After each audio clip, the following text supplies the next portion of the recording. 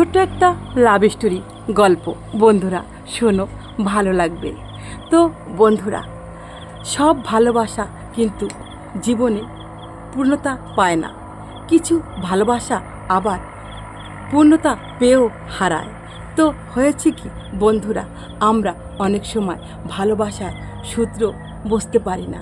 তো হয়েছে কি, এক ছিল গরিব ঘরে মানে মধ্যবিত্ত ঘরের এক মেয়ে, আর এক ছিল ধনী ঘরের এক ছেলে। তার ছিল অনেক সম্পত্তি, কিন্তু মাঝে মাঝে সে একটা বাড়িতে পুজো দিতে যেত। সেখানে ছিল একটা মন্দির, কিন্তু সেই বাড়িতে ছিল আরও অনেক অনেক ধরনের মেয়েরা। কেউ বড় লোকের মেয়ে, কেউ মধ্যবিত্তির মেয়ে, কাউকে দেখতে খুবই সুন্দরী। কিন্তু এত মেয়ের মাঝেও সেই সুমন নামের ছেলেটার ভালো লাগতো সুমা নামের মেয়েটাকে। তো সেই মেয়েটাকে একদিন ছেলেটা স্কুলে যাওয়ার সময় প্রপোজ করলো। তো মেয়েটা কিন্তু লোক লজ্জার ভয়ে কখনোই তার ভালোবাসাটাকে প্রকাশ করেনি। তারও ভালো লাগতো ছেলেটাকে, কিন্তু প্রকাশ করেনি।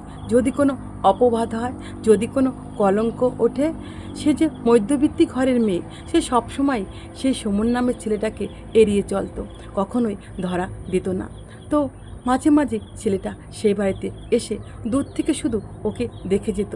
আর ওই মেয়েটাও এরকম প্রথম প্রথম কিন্তু বলতো, খুব বিরক্ত ফিল করতো, এটা বোঝাতে চেয়েছিল। কিন্তু তারপরে কিন্তু মেয়েটারও সেই ছেলেটাকে ভালো লাগতে শুরু করলো। সেটা কিন্তু সে ধরা দিল না, কিন্তু ভালো লাগতে শুরু করলো। এভাবে সে আসা যাওয়া করতো সেই বাড়িতে। মেয়েটা যখনই সেই ছেলেটার কথা আওয়াজ পেত, তার বয়স ছিল খুবই কম, তখন সে কেন জানি না যেন কাছাকাছি এসে তাকে একটু দূর থেকে দেখে যেত।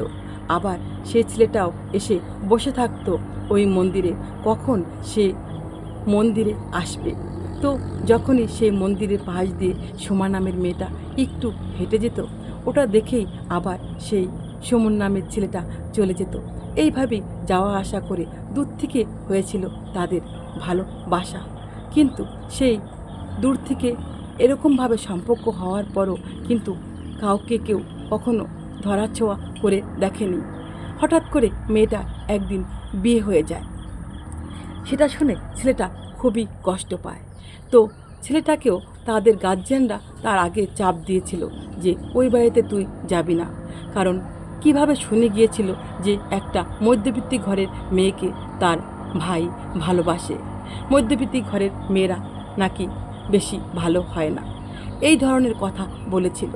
তো তার জন্য সে কষ্ট পেয়ে কিন্তু ভয়ে গার্জিয়ানের আর সেই বাড়িতে আসা যাওয়া করেনি।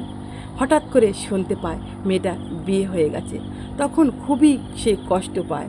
আর মেয়েটাও কিন্তু কখনো বলেনি তাকে ভালোবাসে, কিন্তু সে মেয়েটা একবার হলো তার কথা এখনও মনে করে। অনেক দিন তাকে অনেক বছর দেখেনি, কিন্তু সেই ভালোবাসা কি নষ্ট হয়ে গেছে বন্ধুরা? হয়নি।